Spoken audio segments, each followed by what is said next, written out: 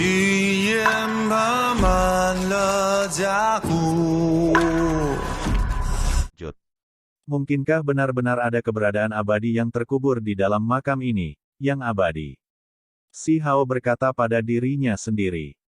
Titik tertinggi di atas makam diwarnai dengan warna merah darah asli. Itu berkilau dan tembus cahaya, memancarkan cahaya warna-warni merah seperti batu permata.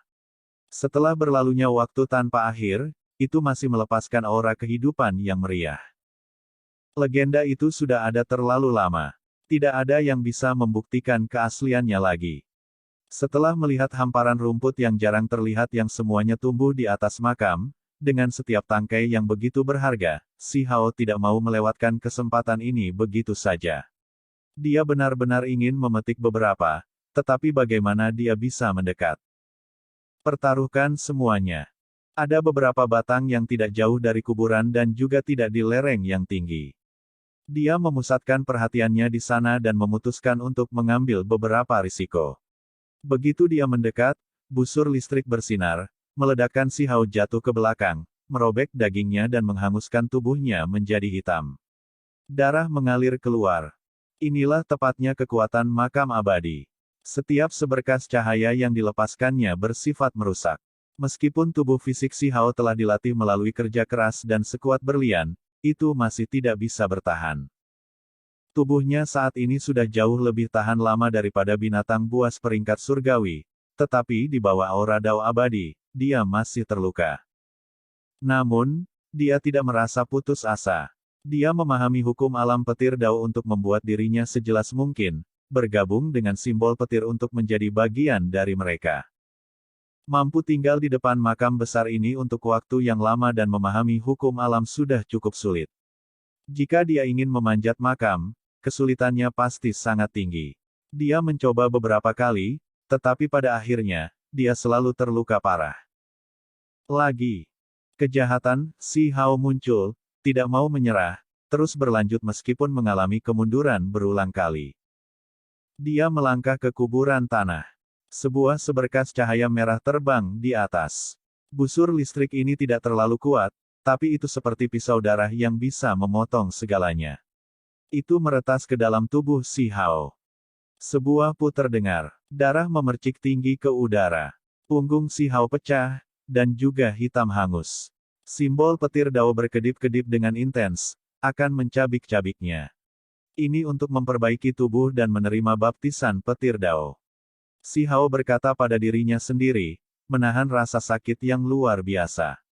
Dia menggunakan waktu siang dan malam untuk mengambil hanya satu langkah ke dalam makam besar.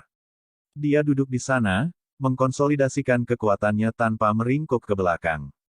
Tidak lama kemudian, seberkas energi ungu melayang, dan kemudian meletus.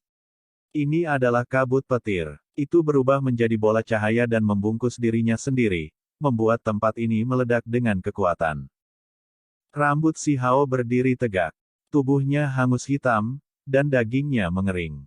Lapisan kulit kering pecah-pecah. Situasinya saat ini tidak baik, tampak sangat berbahaya. Membiarkan petir masuk ke dalam tubuh. Dia saat ini mengalami baptisan, dan melakukan segala yang dia bisa untuk menggabungkan kilat ini ke dalam tubuhnya. Dia mencoba menyelaraskan dengan aura untuk mencegah lebih banyak cedera. Setelah menghabiskan 2 hari 2 malam lagi, dia akhirnya stabil. Dia duduk di dasar kuburan. Luka yang menutupi tubuhnya menutup. Kulit tua hitam dan abu-abu terpisah, memperlihatkan kulit putih dan mengkilap lagi. Setelah semua ini, aku hanya membuatnya satu langkah. Si Hao menghela nafas dengan takjub. Tanaman yang paling dekat dengannya adalah pohon kecil seperti batu delima. Itu masih beberapa puluh langkah lagi. Berharap untuk menggalinya terlalu sulit. Namun, dia juga mengerti betul bahwa jenis pukulan listriknya dan luka yang terus-menerus juga merupakan cara untuk memperbaiki tubuhnya sendiri. Itu terus memperkuat ketahanannya terhadap listrik. Yang paling penting adalah dia menjadi lebih akrab dengan kilat, membuatnya lebih mudah dikendalikan. Hanya saja, ketika dia memikirkan beberapa puluh langkah yang tersisa, kulit kepala si Hao juga merasakan gelombang mati rasa. Dia masih harus mengambil risiko bahaya dan menanggung serangan paling menakutkan hanya untuk mendekat. Dia membentuk tangan besar yang terbuat dari teks tulang dan mengulurkan tangan. Namun, itu segera diledakkan oleh busur listrik, tidak dapat mendekati pabrik sama sekali. Simbol-simbol itu juga tidak berguna. Selama beberapa puluh langkah terakhir, Si Hao mengambil 8 hari penuh sebelum akhirnya mendekat. Setiap hari, tubuhnya akan diledakkan hingga darah beterbangan kemana-mana dan tubuhnya hangus hitam. Ini adalah jenis penderitaan, seolah-olah dia telah turun ke dunia bawah. Namun, ini jauh lebih cepat dari yang dia duga. Selama proses ini, dia juga harus membela diri dari kutukan. Untungnya, setelah mempelajari misteri mendalam Dao Petir, kekuatan kutukan sedikit melemah. Pada hari ke-9, Si Hao tiba di depan sebuah pohon kirmizi kecil. Dia merasa ingin menangis. Ini benar-benar merupakan proses yang sulit. Kuburan bodoh. Dia sangat marah. Selama beberapa hari ini, rambutnya berdiri tegak, dan ketika dia bernafas, hidung dan mulutnya memancarkan pancaran listrik. Seluruh tubuhnya hampir meledak menjadi batu bara. Dia akhirnya akan berhasil. Pohon kecil yang sepenuhnya merah ini sudah cukup untuk menebus kerugiannya. Meskipun tingginya hanya 1 kaki, itu ditutupi dengan pola dan memiliki listrik merah melingkar di sekitarnya yang melepaskan gelombang tangisan. Ini bisa, tanpa diragukan lagi, membantu Si Hao dalam budidaya teknik kilatnya yang berharga. Sama seperti bagaimana dia bisa dengan mulus menerobos setelah mempelajari kemampuan surgawi Thunderski Sparrow, dia bisa menggunakan ini untuk memahami lebih banyak lagi misteri petir yang mendalam. Si Hao dengan hati-hati menggalinya. Selama proses ini, seluruh tubuhnya retak terpisah dari petir, dan pori-porinya juga mengeluarkan listrik. Saya akhirnya mendapatkan satu. Dia puas. Setelah berkultivasi selama 2 jam, dia mengincar tangkai lain. Itu diliputi dengan energi ungu dan tampak agak kabur. Jaraknya 6 atau 7 langkah darinya. Kali ini, dia menghabiskan 3 hari 3 malam untuk mencapainya. Seluruh tubuhnya berubah ungu dari pancaran petir. Dia tidak bisa membantu tetapi melepaskan gerutuan. Si Hao mengutuk keluar. Ini terlalu menyakitkan. Demi memetik sebatang obat, dia dipukuli seperti karung pasir, dipukuli di sini hingga 1 inci dari hidupnya. Jamur emas. Target berikutnya adalah jamur emas seukuran kepala manusia. Cahaya petir berderak dengan suara pilih pala. Dia menggunakan 2 hari 2 malam sebelum berhasil memanennya. Kemudian, Si Hao berjalan menuju bambu giok hijau. Itu hanya setebal sumpit, tingginya 2 kaki dan berwarna hijau tua. Ada cahaya hijau di sekitarnya. Sama seperti itu, Si Hao terus menggali 5 dari mereka. Setiap tangkai berisi petir yang kaya dan memiliki pola misterius yang terukir pada mereka dan untaian aura petir Dao abadi. Ketika dia ingin menggali lebih banyak, sudah tidak ada lagi di dekatnya. Dia mengangkat kepalanya, menemukan bahwa yang paling dekat adalah 20 sesuatu zang jauhnya. Mereka semua berada di belakang kuburan besar ini. Baginya, ini adalah jarak astronomis.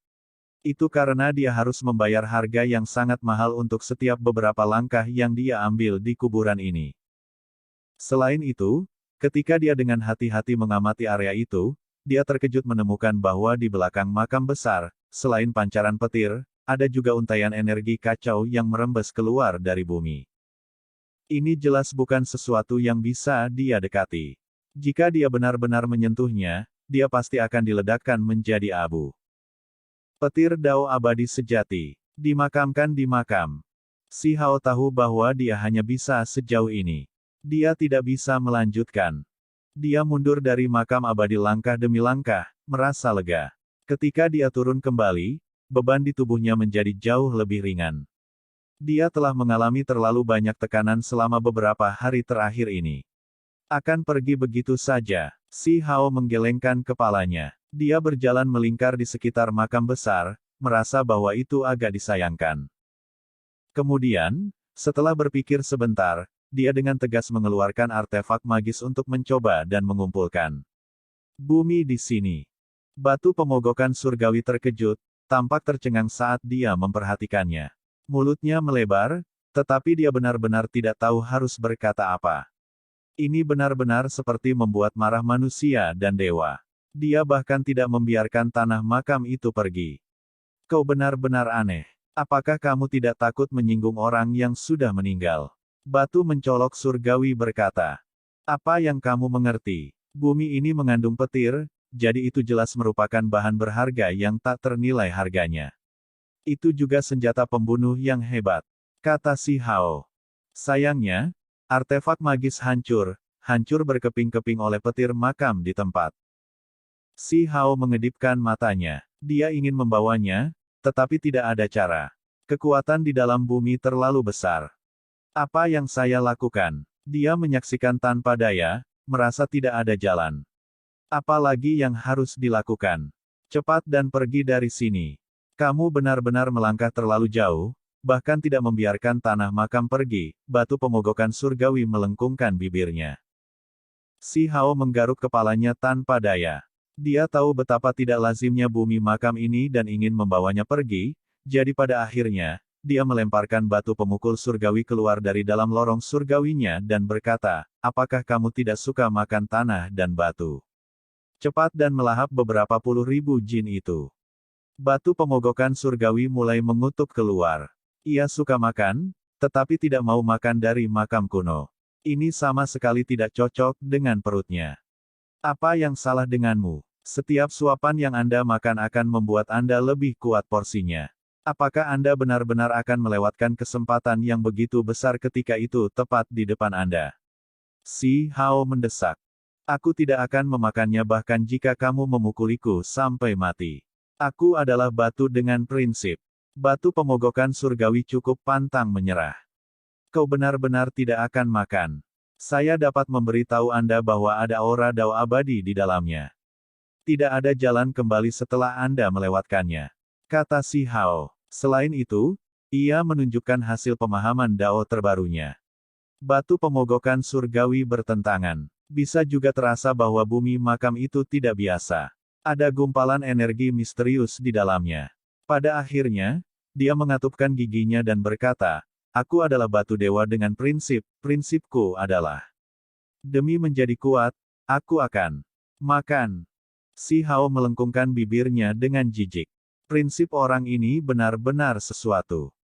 Batu pemogokan surgawi berteriak dengan sedih. Tidak hanya ada kilat di makam, ada kekuatan kutukan juga.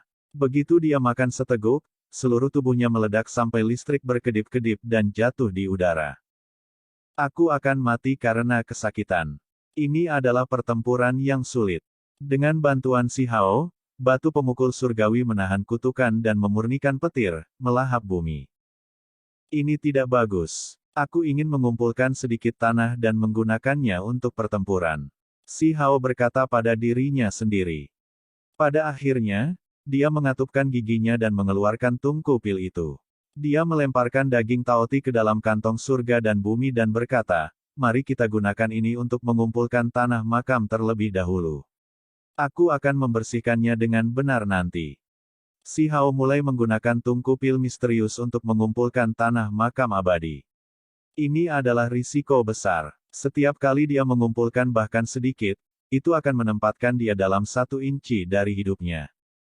Dia menggunakan setengah bulan untuk mengumpulkannya sedikit demi sedikit. Akhirnya, dia akhirnya puas, membawa setengah kuali tanah bersamanya saat dia pergi. Anak muda, kamu benar-benar kejam, bahkan tidak membiarkan tanah makam pergi. Kamu benar-benar aneh. Batu pemogokan surgawi bergumam dengan berisik. Setelah berjalan beberapa waktu, si Hao berhenti lagi dan menatap sungai surgawi yang berkilauan itu terus-menerus. Apa pendapatmu tentang air sungai? Batu pemogokan surgawi menjadi bodoh. Dia menatap dengan ekspresi kaget. Baru setelah waktu yang lama berlalu dia berkata, jangan bilang bahwa kamu ingin mengambil sedikit air sungai ini juga. Tidakkah menurutmu nilai air sungai itu tinggi? Si Hao berkata dengan agak alami. Kemudian, dia menggosok tangannya dan menarik lengan bajunya untuk bersiap mengambil air sungai. Batu pemogokan surgawi tercengang. Dia merasa bahwa anak muda ini benar-benar tidak dapat disembuhkan. Jika berita tentang ini pernah keluar, aku tidak mengenalmu. Oke. Ini terlalu memalukan. Ini, tanpa diragukan lagi, adalah sejenis siksaan. Mengumpulkan air sungai surgawi jelas merupakan tugas yang sangat berbahaya. Si Hao diledakkan sampai dagingnya pecah. Jeritan menyedihkan terdengar tanpa henti. Bodoh, kamu membawa semua ini ke dirimu sendiri. Batu pemogokan surgawi mengambil sukacita dalam bencana Si Hao. Setelah menghabiskan beberapa hari, Si Hao hanya akan mendapatkan sedikit air, tetapi dia masih akan diledakkan sampai dia berada di antara hidup dan mati. Dia terus-menerus menginjak kemarahan dan mengutuk tanpa henti, merasa sangat tidak puas. Namun, pada akhirnya, dia masih berhasil meninggalkan sejumlah besar air dari sungai dan tubuh penuh luka. Pria yang memalukan, terlalu kurang integritas. Sepanjang jalan, batu pemogokan surgawi bergumam tanpa henti. Li Yunchong merasa agak curiga. Selama beberapa hari terakhir, dia selalu menatap ke ujung sungai surgawi, selalu merasa seperti sesuatu telah terjadi di sana. Simbol berkedip-kedip dan pancaran kilat akan tiba-tiba meletus. Sayangnya, ketika dia masih 100 atau lebih li dari makam abadi, dia tidak bisa melanjutkan lebih jauh. Dia sangat menderita dari kekuatan kutukan, dan dengan desahan ringan, dia berbalik. Dia baru saja muncul dari isolasi baru-baru ini, mengolah teknik berharga Suan Ni di dekat sungai surgawi. Dia berhasil memurnikan sepotong kayu surgawi petir yang dia tangkap dari sungai juga, yang menghasilkan manfaat besar. Aku ingin tahu bagaimana kabar saudara Huang. Mungkinkah dia benar-benar mendekati makam abadi? Dia berbalik untuk pergi, mengikuti jalan yang sama kembali. Segera setelah itu, dia kembali ke reruntuhan itu dan melihat monumen brilian setinggi 3.000 sang. Meskipun sudah lama berlalu, masih banyak orang di sini.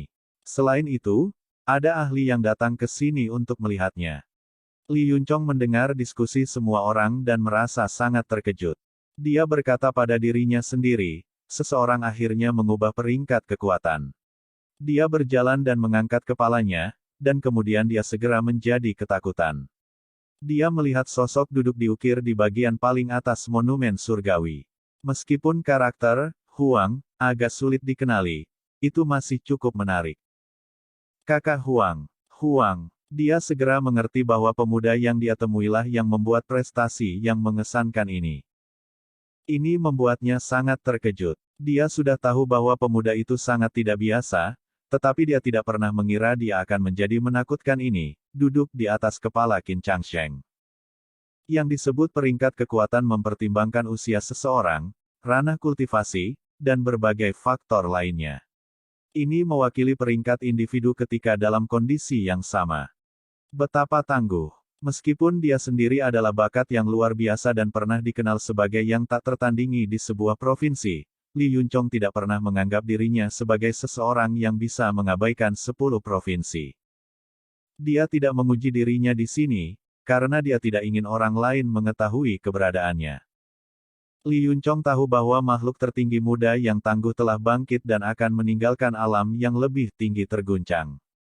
Sementara itu, dia beruntung bisa bertukar petunjuk dengannya, bahkan bertukar teknik berharga kilat. Pemuda ini seperti bintang gemerlap besar yang secara bertahap akan naik dan mengabaikan ke-3.000 provinsi. Beberapa orang mencurigakan datang ke Pulau Vien. Mereka kemungkinan besar datang untuk Huang. 3 bulan telah berlalu, namun tidak ada jejaknya yang ditemukan. Han, kemana dia pergi? Mungkinkah dia mencapai ujung sungai surgawi? Lebih baik jika dia tidak muncul, atau dia mungkin dalam bahaya besar. Semua orang membahas ini. Mereka berasal dari sekte yang berbeda. Selama periode waktu terbaru, para ahli Immortal Mountains semua bergegas. Mereka mencari di sekitar untuk melihat orang macam apa Huang ini sebenarnya. Terlepas dari ini, ada orang-orang dari sekte besar lainnya yang bergegas. Dengan munculnya individu misterius yang dapat mengabaikan 10 provinsi, sensasi besar tidak dapat dihindari. Beberapa warisan abadi ingin mengikatnya. However, apakah kamu masih hidup? Orang bisa membayangkan betapa sedihnya perasaan tetua saat itu. Dia menderita bencana di Gunung Abadi. Jika dia mendapatkan berita tentang masalah alam bawah setelah itu, hatinya pasti akan sangat kesakitan. Kakek, di mana kamu? Aku harus menemukanmu. Dia tidak ingin kakeknya merasa sedih dan ingin memberitahu kakek 15 bahwa dia masih hidup, bahwa dia bahkan bisa bertarung melawan bakat luar biasa dan bahwa dia akan bangkit di alam yang lebih tinggi. Mata si Hao berkabut. Dia berdiri di sini untuk waktu yang lama. Setelah berpikir sejenak, dia memutuskan untuk menetapkan tempat ini sebagai pusat dan mencari di mana-mana di sekitarnya. Kakek 15 pasti tidak mencapai akhir makam abadi, karena si Hao sudah mencapai akhir, namun tidak menemukan siapapun. Tidak ada jejak orang lain. Kakek pasti tidak berbalik karena takut ditangkap oleh orang-orang penjara hitam. Dalam hal itu, kemungkinan besar kakek 15 mengikuti sungai surga untuk sementara waktu, dan kemudian setelah merasa bahwa kekuatan kutukan terlalu besar, memutuskan untuk pergi, sehingga pecah. Ketika dia memikirkan hal ini, pikirannya melompat. Ada banyak makhluk kuat ketika seseorang tinggal jauh dari sungai surgawi. Mereka semua memahami teknik kilat tanpa kekurangan ahli yang menyalakan api surgawi mereka di antara mereka. Mereka sangat berbahaya. Kakek, kita pasti akan bersatu kembali. Si Hao meninggalkan tepi sungai dan turun dari ketinggian di langit, terbang ke bumi besar Pulau Vien. Ini karena sungai surgawi mengalir di langit. Dia memanggil batu pemukul surgawi dan kaisar kupu-kupu agar mereka membantunya mencari petunjuk.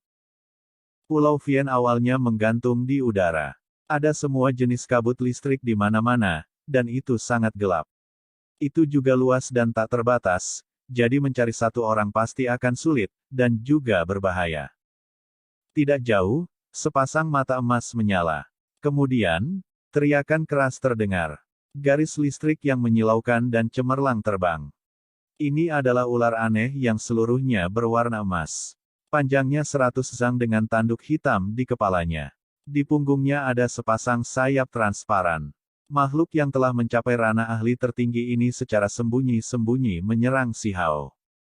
Si Hao tidak mengenali jenis ular apa ini, hanya mengetahui bahwa itu sangat beracun dan teknik berharga kilatnya tidak biasa. Dia tidak menghindar dan malah menggunakan kesempatan ini untuk menguji beberapa bulan kultivasinya. Dia membiarkan busur listrik itu memasuki tubuhnya dan bergabung dengan simbol petir tubuhnya. Dia bahkan tidak terluka sama sekali. Terlalu lemah, kata si Hao. Dengan mengangkat tangannya, seberkas api melonjak dari telapak tangannya, dan kemudian terlempar keluar. Dengan suara hong, ular aneh ini dibunuh, diledakkan menjadi arang hangus. Ketika petir berubah menjadi api, semua karakteristik destruktifnya dilepaskan. Ini adalah panen terbesar yang diterima si Hao dari makam abadi. Dia bisa melihat arah kultivasinya. Dia melanjutkan perjalanannya, tetapi pada akhirnya, sebelum melakukan perjalanan yang sangat jauh, dia bertemu dengan beberapa ular emas aneh lainnya. Tak satu pun dari mereka yang lemah. Salah satu dari mereka, setelah dibunuh, meninggalkan batu emas berkilauan di tempat aslinya. Bagian dalamnya berisi listrik dan simbol yang berkedip-kedip. Ini adalah bahan yang sangat berharga. Di Pulau Vien ini, ada sebagian kecil makhluk yang tubuhnya mengandung kristal jenis ini. Itu adalah bahan berharga untuk menyempurnakan senjata, jadi di dunia luar, mereka sangat berharga. Ketika ular emas aneh ke-8 terbunuh, si Hao merasa ada yang tidak beres. Dua matahari tiba-tiba meletus dengan kecemerlangan di depannya, tampak sangat mempesona dalam kehampaan. Surga. Rambut halus si Hao berdiri tegak. Fluktuasi kehidupan tiba-tiba meletus dari pegunungan. Itu sebenarnya adalah ular besar yang bersembunyi di sini, dan sekarang, itu hidup kembali dan menatapnya. Itu terlalu tebal. Ular ini membentangkan dirinya di atas bumi besar seolah-olah tidak bergerak selama beberapa ratus tahun. Debu telah menumpuk di tubuhnya, dan saat ini, mulutnya mengeluarkan seberkas cahaya petir yang sangat besar. Dewa. Ekspresi si Hao berubah. Dia memanggil listrik, berbalik dan segera pergi, bergegas menuju sungai surgawi. Bumi besar terbelah. Tanduk hitam di kepala ular aneh itu bersinar, mengirimkan kilat yang meruntuhkan banyak puncak gunung di dekatnya. Sayap transparan di punggungnya bergerak, membawanya ke surga, mengejar si Hao. Pada akhirnya, ketika mendekati sungai surgawi, ia ragu-ragu setelah merasakan kekuatan kutukan dan hanya bisa mundur tanpa daya. Setelah mengalami bencana ini, si Hao menjadi jauh lebih berhati-hati. Ular aneh itu barusan sangat tangguh, hampir melintasi batas dewa yang sebenarnya. Itu sangat menakutkan. Kakek, kamu harus baik-baik saja, dia melanjutkan perjalanannya lagi. Setelah menghadapi situasi berbahaya di Pulau Vien, dia menjadi sangat khawatir. Beberapa hari kemudian, si Hao memasuki wilayah lain. Dia menemukan kelabang Silversky yang panjangnya 100 sang. Itu membentang di tanah, melahap kabut petir dan menyebarkan racunnya keluar. Api surgawinya membakarnya dengan cara yang sangat menakutkan. Tempat ini tidak disebut wilayah berbahaya tanpa alasan.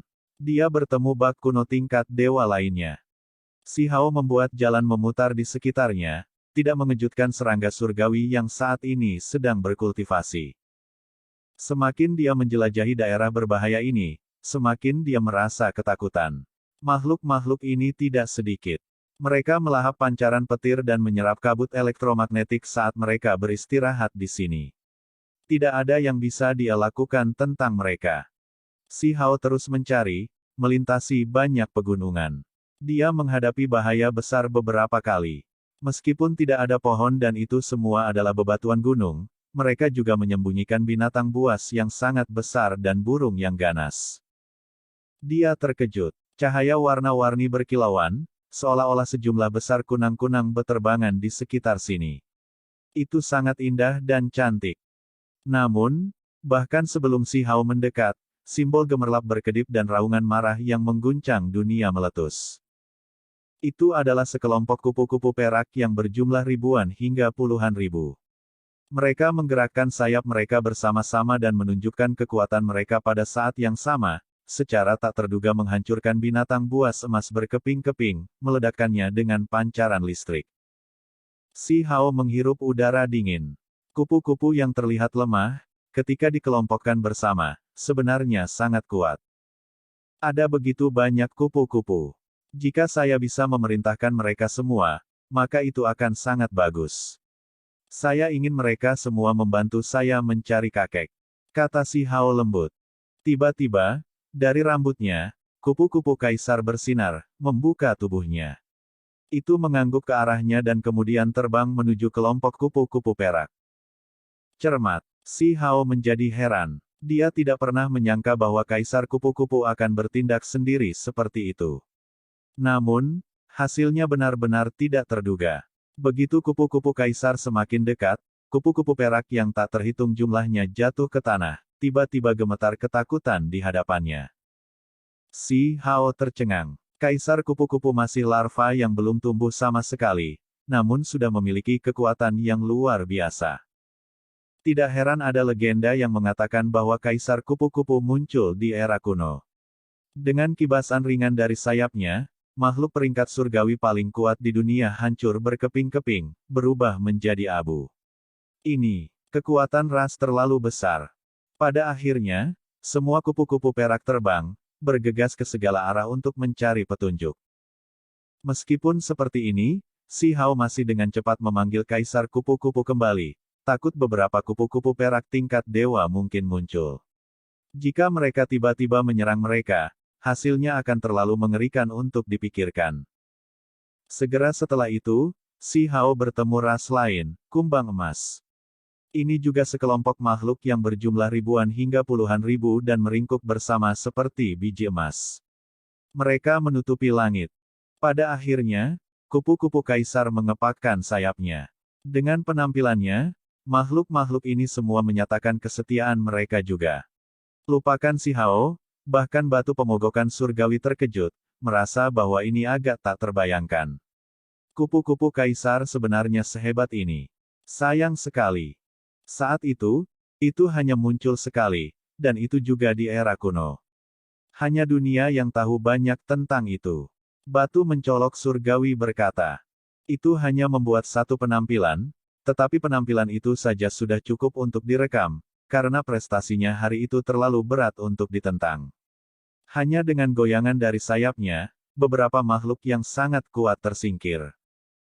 Segera setelah itu, beberapa populasi makhluk mulai bergerak di sekitar Pulau Vian untuk mencari kakek 15. Beberapa hari kemudian, kupu-kupu perak terbang, melepaskan fluktuasi spiritual untuk memberitahu Si Hao bahwa ia pernah melihat individu bersenjata tunggal itu. Ada beberapa kupu-kupu perak yang pergi sendiri, berangkat jauh dari tempat tinggal klan mereka. Kupu-kupu ini persis seperti ini, kupu-kupu yang sudah lama berkeliaran di luar. Itu baru saja kembali. Apa?